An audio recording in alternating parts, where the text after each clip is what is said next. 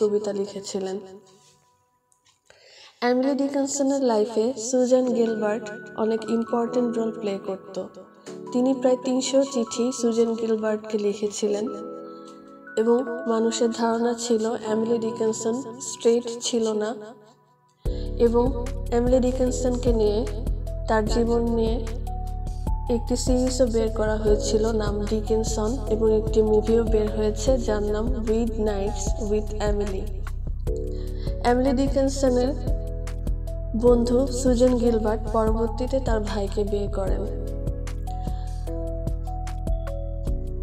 জীবনের পরবর্তী সময়গুলোতে এমিলি ডিকিনসন অনেক একা হয়ে পড়েন। কোথাও তাকে দেখা গেলে একা দেখা যেত, তবে বাচ্চাদের সাথে তার খুব ভালো জমত।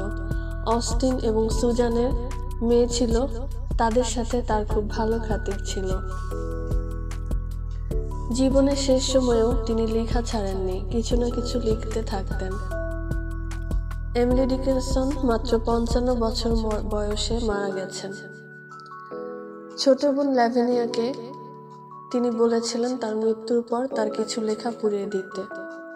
ল্যাভিনিয়া তার কথা রেখেছিলেন, তবে ল্যাভিনিয়া এমিলি ডিকিনসনের কবিতার গুরুত্ব বুঝতে পেরেছিলেন এবং তিনি কিছু কবিতা পাবলিশ করেন এমিলি ডিকিনসনের মৃত্যুর পরে।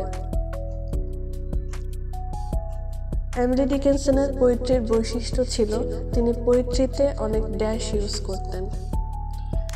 তিনি ত্রিমাত্রিক, চতুর্মাত্রিক, চরণ বিশিষ্ট কবিতা বেশি লিখতেন, তবে পেন্টামিটার বা দশমাত্রিক চরণ বিশিষ্ট কবিতা খুবই কমই লিখেছিলেন।